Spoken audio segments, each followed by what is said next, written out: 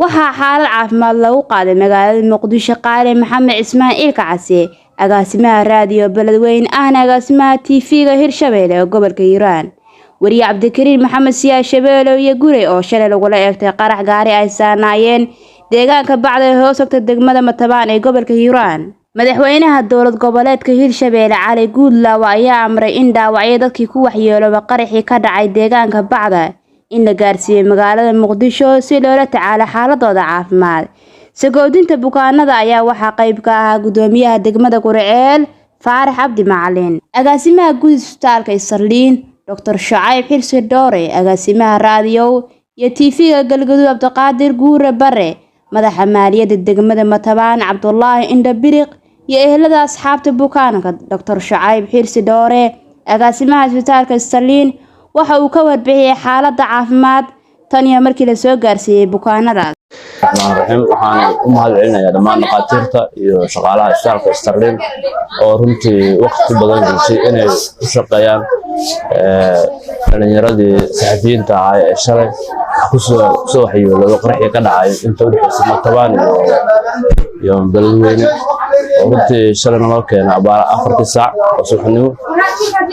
waqti badan ay gasheen iyo shaqo badan iyo daawooyin iyo la socod badan runtii waxa Ilaahay mahadiisa inay maanta xaaladdu ay fiican tahay nabad qabaan waxaan rajaynaynaa insha Allah hay'adaha yarka oo ka dhiman ay u baahan yihiin inay helaan dhaqaatiir oo takhasusi ah oo bulshada xageeda ah inay maanta ayagana ay doonaan oo la dhameystiro doono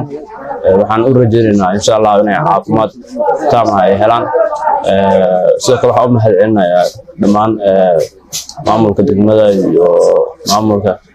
Hirshabelle intaba iyo bahda saxaafadda lagu soo booqatay isbitaalka ilaa shalana nala garab joogtay nagala shaqeynaysay inaan dhalinyaradaas adeegooda caafimaad aan u qabano iyo waxyaabaha facility yarka ay u baahnaayeen dhammaantiin waa maasanteen xaalana walaalahan ayagana insha Allah walaalaha agaasimaha maaliyadda degmada Matabaan Cabdullaahi Indhabiriq si gaar ugu xilsaarnaa shalay baxnaaninta caafimaad bukaanada wuxuu u mahadceliyay cid walba oo ka qayb qaadatay gurmadka raggan iyo sida maamulka iyo waliba aad u qiimo badan ilaa shalay hadda iyo xilligaana waxa lagu dabiibayay magaalada degmada Gurceel alxamdulillah waxaan uga mahadcelinayaa gudoomiyaha degmada Gurceel dhaqtareenta madaxda Isarliin iyo dhammaan shacabka qaybihiisa kala duwan iyo maamulka degmada Matabaan guriyaasha oo aad iyo aad maartay juhdi lagu bixiyay hadda caafimaadkooda aad ay maartay u soo kabanayaan oo u jeedin waxaan Ilaahay ugu baryaynaa in Ilaahay caafimaad khayr qaba siiyo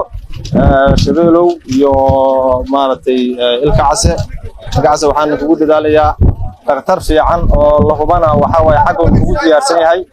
Ilaahay maartay ajir iyo xasanaad hana isiyo caafimaad taaban Allah hana isiyo waan isoo duceeynaa